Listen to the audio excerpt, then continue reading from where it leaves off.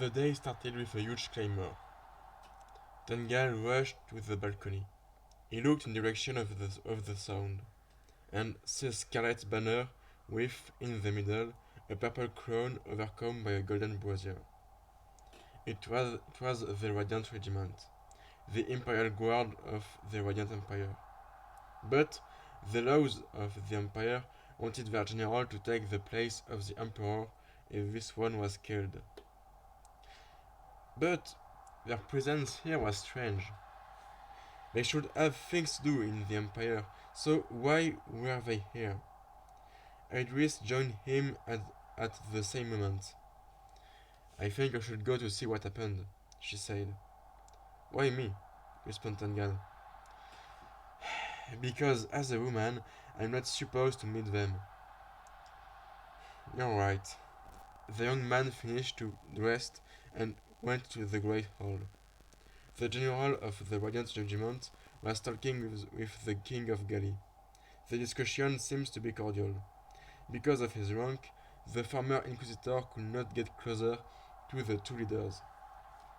He asked to a courtier what was the content of the discussion. He responded that the general wanted to take the control of the different regiments of the temple to go in war against the Aes and avenge the Radiant Empire.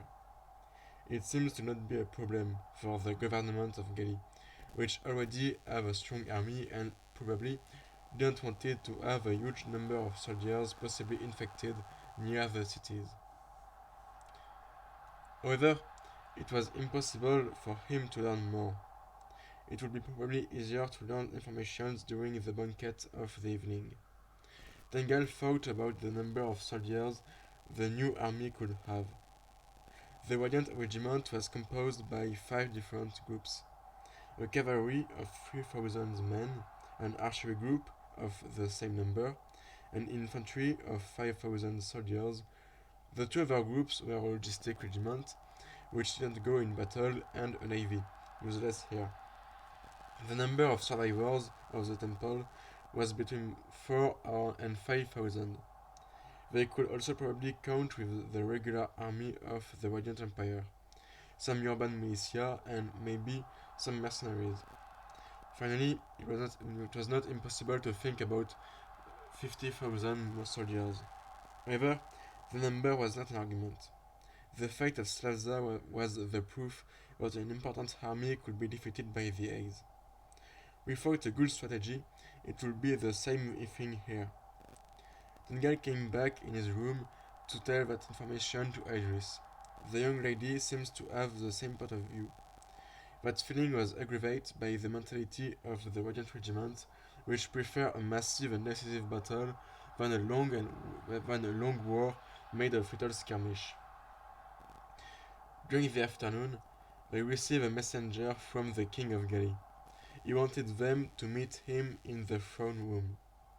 The current king was Carlex too. He was known to be careful and calculator.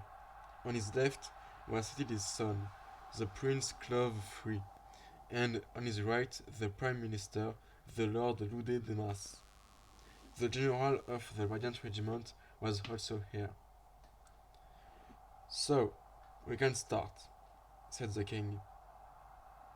General, you can speak in first. This one made a step. I want to avenge my empire, but I have to avoid that Aes. If I'm right, the former Inquisitor here is supposed to be able to stop it. I want him to join my army. The King of Gali had a look at Tangal. We send messengers to the Outback Kingdom, the Hellenic Empire, the Ovigmuntus, and the Irodafos. I want to resolve that situation quickly. Your help will be welcome, and it is the same thing for you, lady. A medieval crown is always helpful. Tangal and Aedris had a look at each other. We will help you, said the soldier. Well, said the king. The ambassadors will be received during the banquet. After, it will be possible to think about our strategy. During the evening, came the messenger of the Hellenic Empire, the Ovigmuntus, but also some surprise, like the Fjorgeishik or some witches of Selza. Later came some elves from 4 Irodaphos, the Elven Kingdom. It was the Voriopoi, the Ditikopoi, the Limnopoi, and the Geriopoi, and finally some dwarves and messengers of the Ezenati Federation. After a short speech of the king and a ceremonial presentation, the ambassadors came one by one.